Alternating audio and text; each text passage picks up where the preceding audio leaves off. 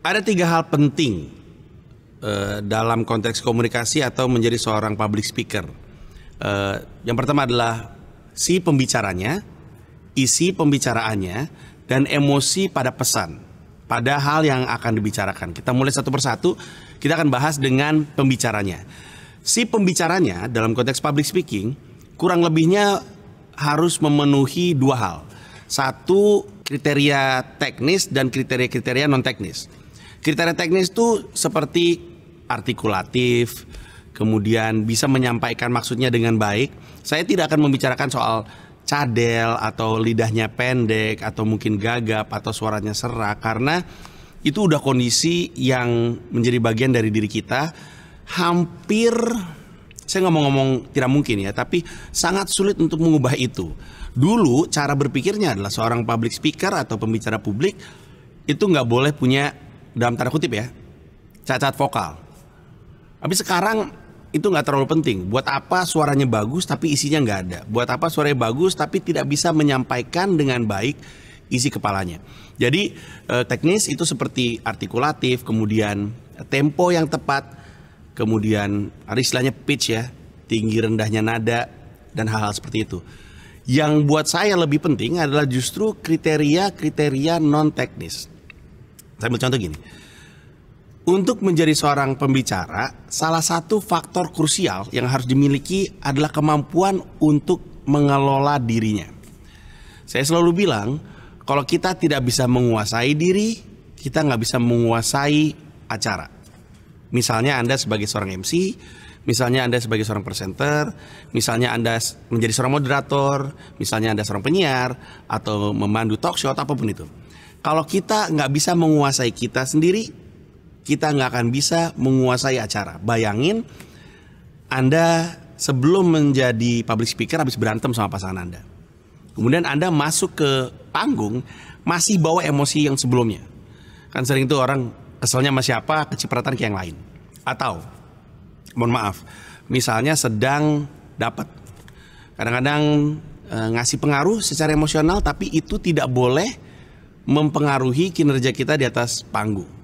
Atau misalnya kita lagi pusing, atau misalnya nih, ini sering terjadi, kepancing sama yang ada di depan kita, dan itu membuat kita emosi. Dan ketika kita nggak bisa menguasai diri, kita nggak bisa menguasai acaranya. Jadi salah satu aspek atau kriteria non teknis yang penting untuk menjadi seorang pembicara adalah kematangan dirinya.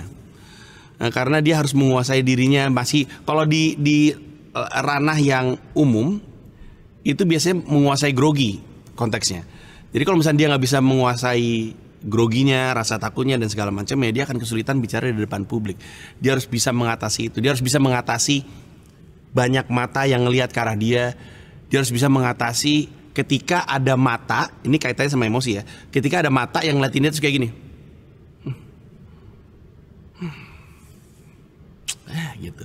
Di atas panggung, kalau kita terganggu secara emosi dengan itu, maka apa yang kita bicarakan, saya prediksi akan jadi berantakan.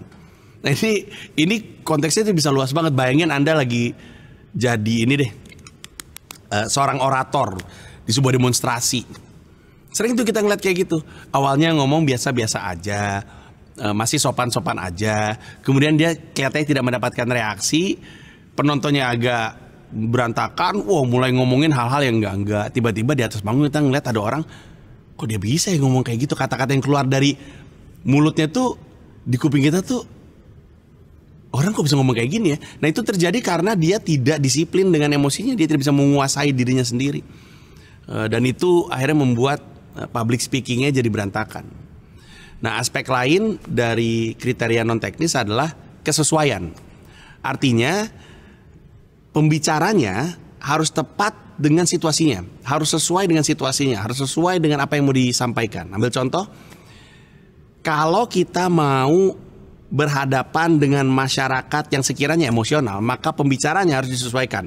Nggak bisa naruh pembicara publik yang emosional juga di depan mereka. Taruh di depan orang-orang yang lagi rusuh, orang yang tutur katanya halus dan tenang, yang siap untuk dialog. Kalau ditaruhnya orang yang nggak sesuai, yang berapi-api, ya nggak akan selesai. Sebaliknya, kalau dibutuhkan untuk menghangatkan sebuah sekalangan masyarakat yang lagi diem, adem dan segala macam, taruh justru di sini yang berapi-api. Jangan taruh yang normatif, jangan taruh yang adem, jangan taruh yang suaranya pelan. Nah, jadi kesesuaian si pembicara terhadap apa yang akan dibicarakan kepada publik itu menjadi salah satu kriteria non teknis yang bagi saya penting. Karena bagaimanapun, saya bukan tipe orang yang senang mengubah seseorang. Saya lebih senang menyesuaikan. Jadi kalau misalnya Anda seperti ini, oke, kita terima, kita berdamai dengan itu, lalu kita sesuaikan dengan konteks yang dibutuhkan. Kurang lebihnya seperti itu.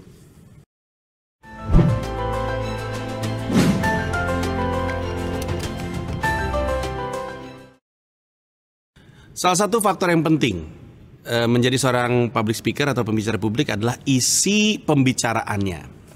Yang nonton itu bisa menilai Anda menguasai atau setidaknya suka atau tidak dengan isi pembicaranya hanya dengan melihat bagaimana Anda bergerak, berkata, dan perilaku Anda secara umum. Makanya isi pembicaraan itu sesuatu yang sebenarnya harus dipikirkan, dan justru sebenarnya poin utamanya adalah itu. Itu yang ingin kita sampaikan. Nah, banyak orang suka nanya sama saya, Panji ini kok kalau stand up banyak ngomongin hal-hal yang serius. Dan memang dalam stand up saya kadang-kadang ngomongin isu HAM, saya ngomongin soal pelanggaran HAM, saya bisa ngomongin aspek hukum seperti regulasi prostitusi, kadang-kadang saya ngomongin isu-isu sosial seperti pemerkosaan, dan masih banyak lagi. Dan orang bertanya-tanya kenapa itu yang saya bicarakan gitu, kenapa itu jadi isi materi stand up comedy saya. Karena sejujurnya di situ ketertarikan saya memang senang memperhatikan banyak isu sosial, saya merasa penasaran sama Indonesia, kayaknya itu deh utamanya. Saya tuh penasaran sama Indonesia karena saya udah pernah dari Aceh sampai Papua, jadi saya tahu apa yang Indonesia bisa capai. Dan saya pernah keluar negeri, jadi saya tahu bahwa sebenarnya apa yang ada di luar negeri itu tidak jauh dari jangkauan kita. Nah, cuman ada banyak aspek yang kita mesti rapihin dari menjadi bangsa Indonesia, dan beberapa aspek itu jadi ketertarikan saya, jadi rasa penasaran saya. Dan saya pelajari dan saya ingin berbagi apa yang saya tahu. Dan karena saya tertarik dengan topik-topik itu, orang bisa ngerasa saya semangat ngomongnya. Bahkan kadang-kadang saya nggak peduli orang ketawa atau tidak, tapi Anda harus dengar apa yang saya mau sampaikan. Dan Anda harus dengar apa yang jadi argumentasi saya. Nah, buat saya, Anda ketika menjadi seorang pembicara publik harus bisa menemukan diri Anda dalam isinya tersebut, dalam topik tersebut. Karena kalau misalnya Anda nggak bisa menemukan kenapa Anda tertarik dengan topik ini, kalau Anda nggak bisa menemukan alasan kenapa Anda suka atau menemukan diri Anda di topik ini, di isi pembicaraan ini, Anda nggak akan bisa memberikan dampak kepada yang nonton. Karena nanti kita akan bahas soal emosi, karena emosinya akan terasa. Orang yang nggak tertarik dan nggak suka dengan apa yang dibicarakan, isi dari pembicaraan tersebut, nggak akan bisa menyampaikan emosinya dengan tepat. Padahal kadang-kadang, terutama kalau misalnya kita bicaranya konteksnya adalah konteks isu-isu sosial, isu-isu pergerakan, untuk bisa menyampaikan pesan dengan emosi yang tepat, itu sangat punya makna yang besar dalam kemampuan dan keberhasilan kita menggerakkan masyarakat. Saya dalam konteks pergerakan tuh banyak ngomongin soal isu HAM misalnya, atau misalkan aktivisme pendidikan, atau misalnya, mohon maaf ya kalau misalnya ada yang nggak suka, regulasi ganja dan regulasi prostitusi. Itu saya nemu kenapa saya tertarik dengan topik ini, dan karena itu saya bisa menyampaikan ini dengan semangat. Nah, Anda walaupun misalnya ini bukan isu sosial, misalnya ini konteksnya adalah mesti presentasi untuk urusan pekerjaan, Anda harus menemukan alasan kenapa ada diri Anda di dalam isi pembicaraan tersebut. Kalau enggak, itu akan jadi sesuatu yang merupakan kendala dalam bicara depan publik. Dan riset menuju ke situ dibutuhkan. Saya aja untuk mencari tahu isi pembicaraan kadang-kadang harus rapat dengan sejumlah organisasi. Saya pernah rapat dengan Kontras supaya bisa punya bahan untuk ngomongin HAM.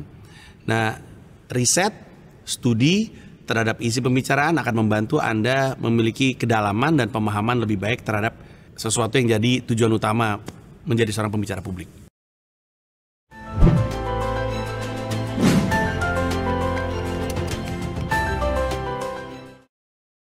Ini salah satu yang jarang sekali dipikirkan orang. Komunikasi nonverbal. Komunikasi itu kan ada verbal dan nonverbal. Verbal itu ya bahasa, kata-kata, kalimat, rangkaian kalimat dalam satu paragraf, dan seterusnya. Tapi komunikasi nonverbal menurut saya justru lebih dalam dan lebih dalam tanda kutip ya, moga-moga saya nggak salah pakai istilah, lebih purba. Sebelum kita menemukan bahasa, sebelum kita tahu buah warna merah ini namanya apel, sebelum kita tahu apa namanya perasaan mengganggu yang ada di kaki kita ketika kaki kita terpentuk batu, sebelum kita kenal itu, kita mengekspresikan semuanya nonverbal. Au, aduh, nangis adalah komunikasi nonverbal. Kepalan tangan adalah komunikasi nonverbal. Tangan kayak gini nih, juga komunikasi nonverbal. Gerak tangan yang besar, tolak pinggang, tangan masuk ke kantong, apapun itu yang tidak pakai kata-kata, tapi sesungguhnya menyampaikan sebuah pesan adalah komunikasi nonverbal. Nah, kenapa saya ngomongin ini? Karena komunikasi nonverbal itu harus sejalan dengan komunikasi verbalnya. Dan yang mendorong komunikasi nonverbal adalah emosi pada apa yang kita bicarakan secara verbal. Saya ambil contoh. Misalnya saya ingin memberi semangat kepada anak-anak muda yang gamang akan karirnya, hidupnya. Bingung kenapa kok dia nggak bisa mencapai kesuksesan, teman-temannya udah sampai kesuksesan dan segala macamnya. Maka itu isi pembicaraannya, itu pesannya dan itu verbalnya. Tapi kita harus bisa nempatin emosi yang tepat pada pesan tersebut supaya komunikasi nonverbalnya ngikut, bahasa tubuhnya ngikut, dan emosi tersebut akan tersalurkan menurut saya lebih cepat daripada kata-kata nyampe. Saya mengubah wajah saya aja, orang yang nonton tahu maksud dari pembicaraan saya, atau setidaknya apa yang saya rasakan terhadap topik tersebut. Dan itu menurut saya sesuatu yang jarang banget dipikirkan orang. Percaya sama saya bisa dua orang bisa ngomongin hal yang sama. Tapi kalau satu orang bisa naruh emosi yang tepat, yang disampaikan akan lebih berkesan di benak yang nonton. Nah, tinggal pertanyaan adalah gimana caranya menyesuaikan emosi yang tepat pada topik yang tepat dan pada kalimat yang tepat. Karena kadang-kadang dalam satu kalimat itu nggak semuanya satu emosi. Mungkin kita buka dengan emosi yang santai. Jadi kita banyak senyumnya, kemudian tangannya mungkin banyak bermain. Ketika mulai serius pembicaranya, wajahnya mulai berubah, temponya mulai melambat, kata-katanya jadi lebih serius, tatap matanya jadi lebih tajam, geraknya jadi berulang, mungkin tangannya mengepal. Dan ketika saya mulai berubah gesturnya dan yang menonton merasakan itu, yang nonton akan mulai hening, yang nonton akan mulai makin kenceng gitu badannya, makin ngikut gitu. Kemudian setelah itu kita bisa santai lagi, badannya mundur, tangannya mungkin masuk ke kantong atau mungkin keluar lagi, telapak tangan menghadap kepada mereka, dan itu memberikan gestur yang berbeda. Nah, itu krusial menurut saya. Masukin emosi yang tepat adalah bisa jadi salah satu kualitas yang saya miliki, sehingga saya sering banget diundang bukan hanya untuk bikin orang ketawa, tapi untuk bikin orang mikir, untuk memotivasi. Perlu dicatat, saya nggak suka disebut motivator, saya bahkan benci pekerjaan motivator, tapi kayaknya emang nggak tahu ya, saya sering dipanggil untuk ngasih inspirasi orang-orang. Dan kecurigaan saya adalah karena ketika saya bicara di depan publik, saya pintar naruh emosi yang tepat pada kalimat yang tepat, pada isi pembicaraan yang tepat. Dan itulah kenapa menurut saya naruh emosi pada pesan itu penting dalam peran kita sebagai seorang pembicara publik.